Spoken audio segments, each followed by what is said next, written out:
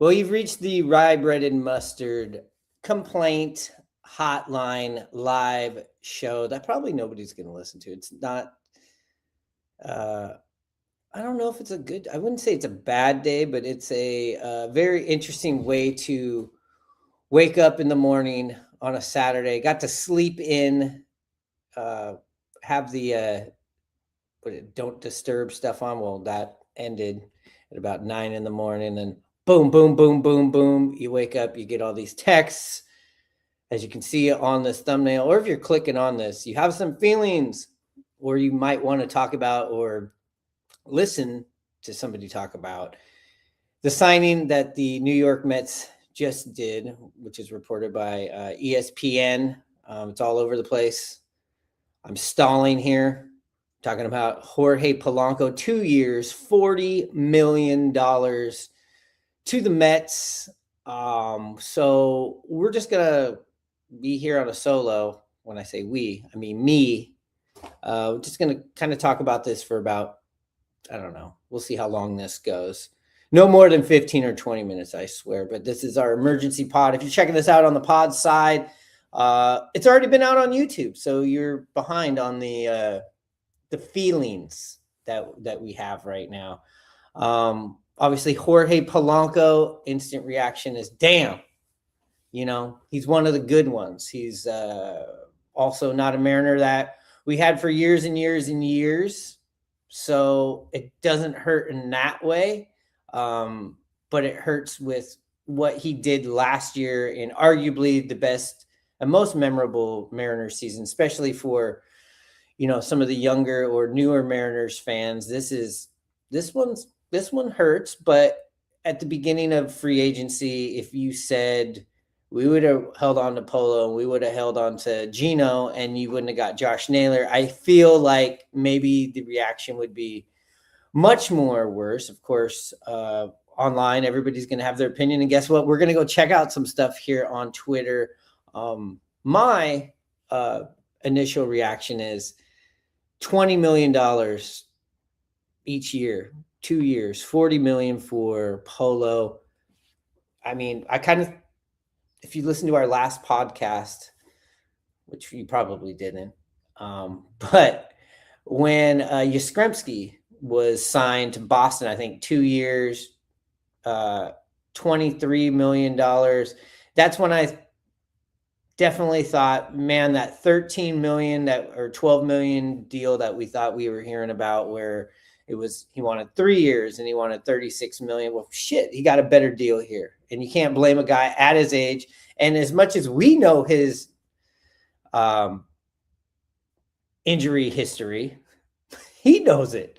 And he knows that, you got to cash in right now. So you can't blame Polo. And first of all, we want to thank Polo for what he's done for the Mariners. And listen, the Mariners gave him an opportunity. He helped the Mariners out last year. It should just be a very maybe misty-eyed hug or goodbye. If you want our tribute, you can go check that out on TikTok or Instagram. We have that up right now. There's some comments. We'll go check out some of those comments. I'm going to pull up some of the Twitter stuff and social media stuff, and we'll talk about it here in a second. In the meanwhile, because I'm here doing this solo, let's check out this quick video, and we'll be right back. The moment where that band starts to play the warm-up music, not the theme music, the music that y'all don't hear, when the energy picks up, when the audience is there, when the audience is getting loaded in and the band is playing, when all that stuff happens, it gives you a jolt of energy every week. And you're just like, man, I got to do this. I get to do this. Getting the first sketch on was like getting a single, maybe like a RBI. Getting called to Lauren's office in between dress and air and looking at the board and seeing that your sketch moved up from the 12:50 slot to the first act, that's when it's like, oh, we did something cool. That feels like a home run. That felt like a home run. That was Timothy Chalamet. The game where you're like, okay, you got a couple of knocks, you got some home runs, maybe hit a grand slam, probably the Dave Chappelle show. Yeah. So the Dave episode was my like, oh, he's a player, and we can like the Dave episode I could get talked about on the local ESPN affiliate the next day. Like that's what that felt like. It's like this guy might actually be adding some value to this. You ask for the ball, right? If you're a player, give me that ball. I'm taking that home. Do you have the paper copy of that? Did you take something? I do. I do have that. I got the cue cards from some of the jokes that I have in this sketch. Oh wow.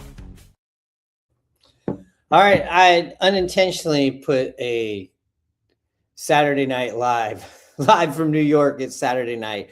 I forgot, maybe that wouldn't play over here that well, but we're going to keep it. I just saw viewership just go down. But live from New York, it's the Jorge Polanco show now. As promised, we said we'd check out some of these, what's going on Twitter. Obviously, this was the post, pretty much ESPN, Jeff Passan, infielder Jorge Polanco, and Mets are in agreement on a 2-year, $40 million contract. Sources tell ESPN he's expected to play first base and DH. So when I read that, obviously he would fit great in here as a DH, and the whole run it back plan with the idea of Ben Williamson and Cole Young. Jorge Polanco felt like the perfect fit. He was already in there. He was already in the dugout. He's already been a part of the system. So definitely we know that perfect fit was a perfect fit. So it's going to be interesting to see what they do. But at the same time, it opens up a lot of these other crazy opportunities that we've kind of talked about, whether it's a Brendan Donovan, Ketel Marte, or knock on wood, which I don't think is happening now because it seems like the Mets are not in complete shift rebuild mode. I don't think we'll see Francisco Lindor and his $32 million that we kind of just dreamt about on the last episode. If you haven't heard about Lindor, apparently him and Juan Soto don't get along. Big Vlad was on here, our New York guy. He was talking about it, and we were like, what? Is this just some of the drama backstage stuff that maybe people are making up?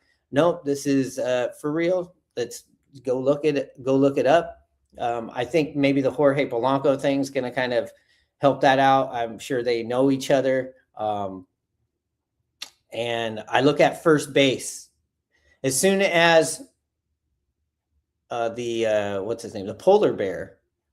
When the polar bear signed for $155 million for 5 years, there's a big opening spot at first base. I thought maybe Cody Bellinger, he's already there in New York, and the Mets also lost an outfielder in Cedric Mullins, that maybe Cody Bellinger would be the perfect fit. Now, maybe Cody Bellinger could fit on the Mariners. You know, we're not so satisfied with what's going on out in right field, with at least from the left-handed side. I know you could look at Dom Canzone and be like, hey, what are you talking about? He hit 300 last year, but come on, let's be real. Let's be honest. Are you willing to just settle on Dom Canzone and Victor Robles out there, who we don't know what he's going to be like? We've seen what he was like when he first came over until the injury. Maybe he was rushed back last year, so I definitely want to give him the benefit of the doubt. And there's no bigger Victor Robles fan than me.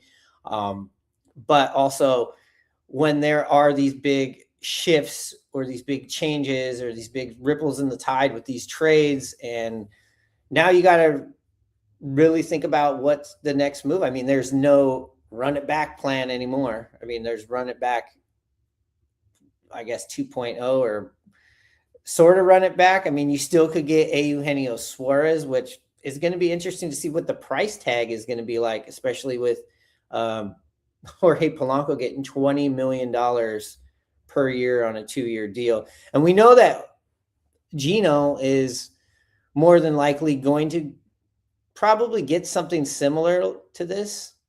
I was thinking maybe in the like 14, 15, 16 area, no more than 17. And I thought Polo would maybe max out at about 15. But, 2 years, $20 million, again, can't blame him. As far as what people are saying, let's go check this out. Drake Thomason, what the fuck? What are you doing, Jerry, and the Mariners front office? Actual clown show, WTF. I think that's just an emotional reaction right there, because I don't think the way the Mariners are constructed, and whether you like it or you don't, which we don't, I'll give you the answer right there. We don't like what the budget is, but as far as what the budget is and moving forward and having all these infielders, including a Colt Emerson who might make the team, maybe I say this, $20 million, that's paying more annually. I know it's less years, but that's paying more than what you're giving Josh Naylor. That's more than Randy Arozarena. It's more than a lot of guys on this team. And Jorge Polanco should have been, one of the more higher paid guys on the team, but $20 million with what the Mariners are doing, that's just unrealistic. The Mets overpaid for him, and that's what they can do. They also have a lot of money because of what they weren't going to pay the polar bear. So I don't think the Mets are done shopping. I think the Mets have now entered the market after a bad week, or entered the ring now after a bad week of, seeing Edwin Sugar Diaz go to the Dodgers and seeing polar bear. They definitely had to make some sort of headlines and also make some sort of attraction, because it seemed like they were in retreat and sell and maybe trade mode possibly, but no, that is not the case in Queens. As far as Jorge Polanco, again, we're talking about a guy who has one of, if not the top 5, I would say definitely in the top 5 historic hits of all time in Seattle Mariners history. That extra inning walk-off will always be a special moment, up there with Edgar's double down the line with Griffey scoring. That is now the new generation of Seattle Mariners fans. That's their memory to hold on to. And with the departure of Jorge Polanco, what does that mean for second base? Let's see. Let's go look up what Shannon Dreyer is saying. I always love her stuff. Give me 1 second here. Pulling this up live. This is an emergency pod. This is a skeleton crew. And by skeleton crew, I mean me. Let's see. We do have a comment on here. What is going on? Phillies. Okay. Whatever that means. All right. Shannon Dreyer.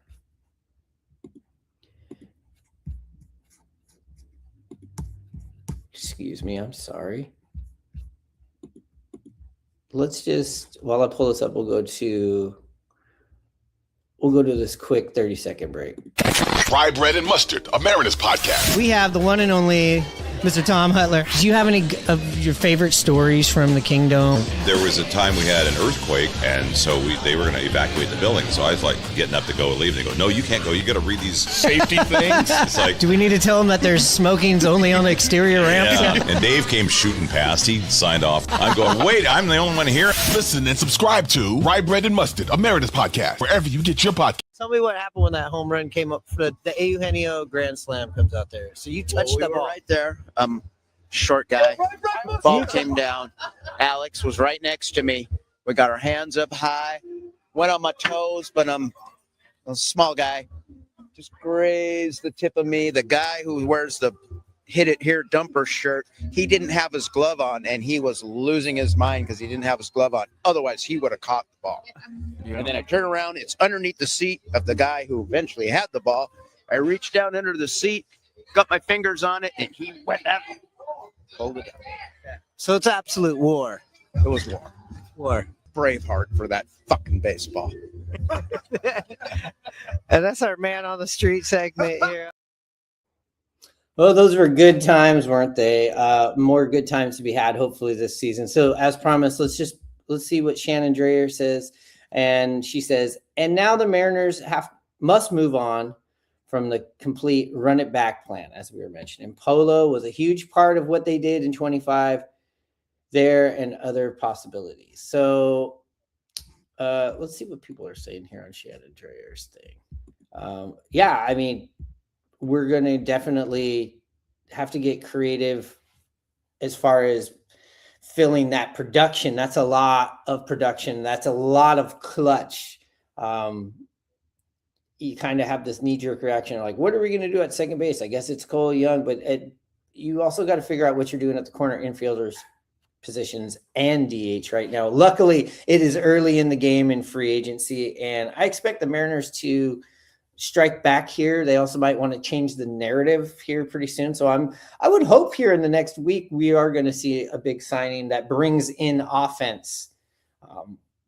Again, a lot to replace when you don't have Polo, when you don't have Eugenio currently. This kind of feels like when we lost, but in a much bigger way, Teoscar Hernandez. We lost a lot of production that year. Or when the Mariners traded Eugenio, you're kind of like, okay, now we're back into this. What the hell are we going to do for offense? But luckily, we're not going into spring training and saying this. There's plenty of time. As far as these comments on here, going from Alonso to Polanco. So let's take it from the Mets perspective. We're upset about this, or a little sad, I think, to see Polo go. But imagine if you're a Mets fan and you just lost the polar bear, he was the Mets. He was this current Mets team. He was the face of the franchise. He's the guy in the home run derbies. He's the guy, if you had to name guys on the Mets and you aren't a Mets fan, or you don't hate on the Mets, Alonso's the first guy you're going to think of. For me, if you ask me who's on the Mets, I might know a couple of players right off the top of my head, but definitely I associate the Mets with Alonso. They lose him. Now they get Jorge Polanco, who they're all probably looking back at that injury-plagued career that he's had, even though when he is healthy, he puts those numbers across that spreadsheet. So I'm not denying that, but just think about it from their perspective for a second. And this meme might say it all. Going from Alonso to Jorge Polanco, if you're on the podcast, it's just a gif of somebody crying. No Filter Zone says, replacing Pete Alonso with Jorge Polanco is crazy, because that's not a swap. That's a philosophical pivot. So it is. I mean, you go from the big power hitting first baseman who's not that great with the glove. I'm not sure how great Polanco is over at first base. We've only seen it, a couple of times of him over there in like emergency situations, maybe once on the Mariners. I'll pull this one up too. Of course, the Yankee fans and people are going to chime in on this. That's your big move. You got the Michael Jordan shaking somebody off and laughing. If you're checking this out on the podcast side. David Nagy says, this whole getting better defensively talking point was a lie. Polanco hasn't played first base. Another Mets gif is Mr. Met with his hands over his eyes, shaking his head. Dodgers Muse says, Mets are alive. So the Mets are, it seems like, at least on my feed, the Mets are getting trolled by Met haters and Mets fans, where on the other end,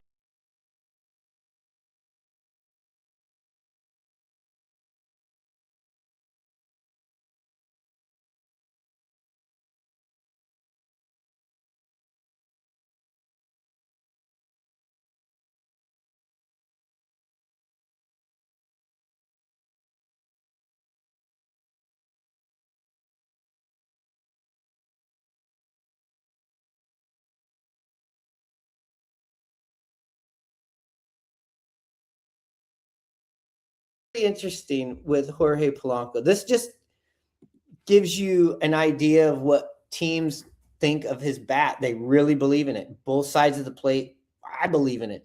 But as far as where to put him offensively, it seems like this is back-to-back years where a team has picked up Jorge Polanco and tried to reinvent where he is defensively. The Seattle Mariners, if you can remember, last year penned him in as the Mariners' opening day third baseman. That lasted, I don't know, a week. This year, the Mets are signing him, paying him much, much more. The Mariners had him on a 2-year deal, I think at about $8 million or $6 million each year with a vesting option, where this, as far as I know right now, it's 2 years, $40 million guaranteed, and you're putting him at a position that he has not played in the major leagues. And I've gone on to say, I get tired of this talk that somebody can just move over to first base and it's that easy. It's not. And we've seen players fail at this. I'll point to Luke Raley, who's a first baseman. We've seen Eugenio Suarez over there in emergency situation. You want a first baseman to be playing first base. I get that. But again, he'll probably sit in the DH position if the Mets don't go out and get another first baseman. I don't know their roster again, just like I said, but maybe they do have somebody else that they're going to, platoon there defensively. But again, to hammer this home, it's crazy to see a player in 2 years in a row get 2-year deals where they are reinventing where he plays defensively on the field. But Jorge Polanco has accomplished that. Let's see, Jojo. This one's pretty good. Jojo. Mets collect washed up middle infielders like they're in infinity stones. The Mets collect washed up middle infielders like they're infinity stones. We got another one right here. It's a GIF from, if you're a baseball fan and follow baseball movies, Moneyball. It is the scene where Billy Beane and Ron Washington are going to talk to Scott Hatterberg. But it says, does that really say he's going to play first base? And that's from Mariners Minutes. Zeal says 2 years, $40 million to turn first base and DH into do not pitch here zones is kind of crazy. Another, the Taco Bell Chihuahua GIF crying Alonso to Polanco. So again, we got to take it from their perspective right now. And I kind of feel bad for Polo. No, I don't. He's getting $20 million a year. I don't feel bad for him, but yeah, I mean, he's going to get a real quick reality check on going from the Mariners fan base to the Mets fan base, going from the Seattle media to the New York media. So maybe that's why the overpaying is okay for him, because you know what kind of bullshit they're going to have to deal with in New York. But, the Mets had to do something again. I don't feel like the Mets are sitting there right now feeling great that they got him. They're feeling like, okay, it's a start to what we're building. They're definitely, as far as any Mets fans that I've talked to or have encountered online, they are upset with what's going on. They are upset again about losing their franchise player and, what do you call it? What is it? Tony trumpets, the trumpet intro that Edwin Diaz gets. That's going to be right here down here at Chavez Ravine. As far as what's going on at second base, you've kind of felt like the Mariners have been 1 foot in, 1 foot out, even though on what they're doing with Polo and what they're doing at second base or whatever moves they're going to make. But they're definitely not going to, like, if you're a Mariners fan, don't be worried that they're going to not address having some sort of bridge player there for second and third base.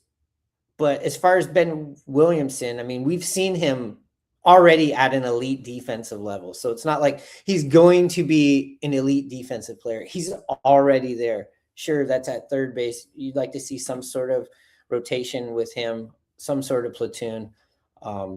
You probably aren't comfortable with having him go out there for 162, and I don't think that's the plan. So maybe the Geno thing is going to, happen.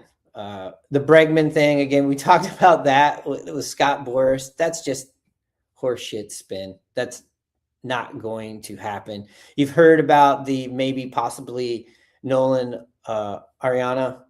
I always say his name wrong. You know who I'm talking about. The third baseman from St. Louis, with possibly St. Louis paying that down. So maybe you see that.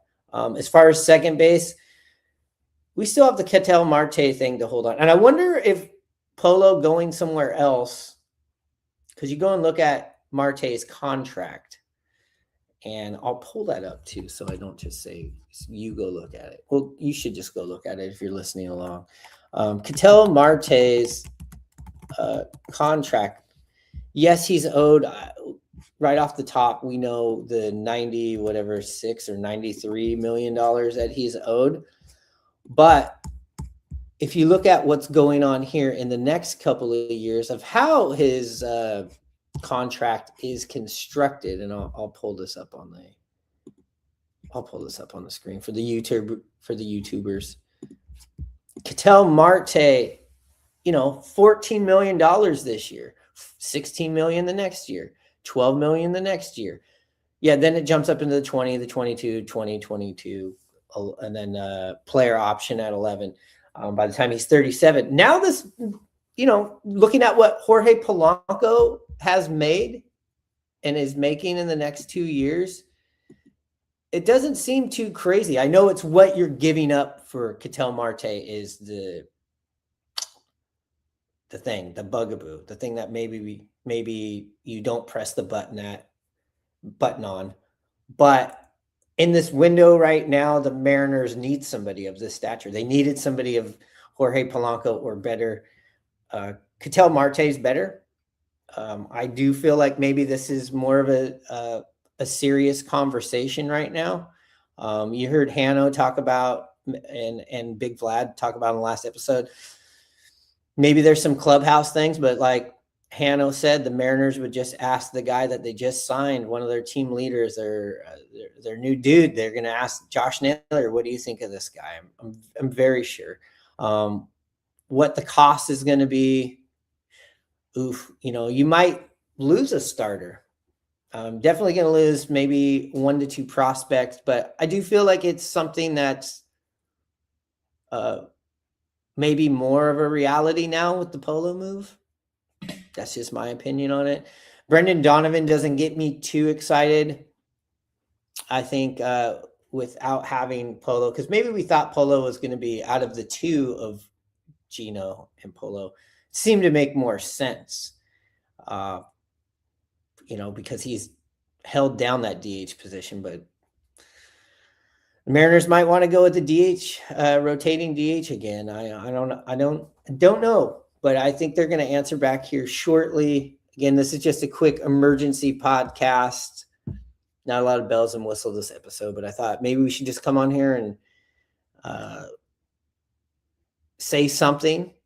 And not only do podcasts when we have big signings, but when guys that we're going after, definitely former beloved Mariners, sign elsewhere, we have to talk about those things as well. Anyways, thanks for hopping on here really quick. I know the story will unfold, so we're going to keep this quick at under half an hour. I went on here to do 10 minutes, but there's a lot of stalling here when you're just kind of throwing everything together. Anyways, thanks for liking, subscribing, and all that shit. And listen, if you're looking for some gear, maybe you're a Mets fan and you want your controversial new polo, your new controversial Jorge Polanco, go over to intheclutch.com or intheclutchapparel.com or intheclutch.com. Just Google it. It'll help you out. Anyways, use promo code rye bread and mustard, all one word. And listen, if you want that street cred for rocking the rye bread, hit up at simply.cora. That's at simply.cora, or DM us on any of the socials and we'll help you out, get that rye bread. And also, if you're headed to the Seahawks game tomorrow, your pre and post stop should be Pioneers Tacos and Tequila right there on Occidental, right across from WAMU and the southern, is it the south? I don't know. It's the Occidental south entrance right there. You know where those weird stones are at. It's right there. As well as if you're just looking for a dog, Al's Gourmet Sausages. If you're going to get a hot dog, make sure it's gourmet. Check out those 2-for-1 beef frank deals after the game. Anyways, I think that's all the business. So I'm going to shut the hell up and let you enjoy your rest of your Saturday. I haven't even eaten. I woke up. I was about to go get a smoothie for breakfast. I have not done a damn thing. My body is in ketosis. My brain is not working.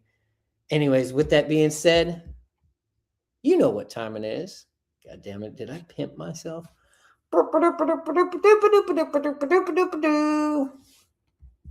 Charge.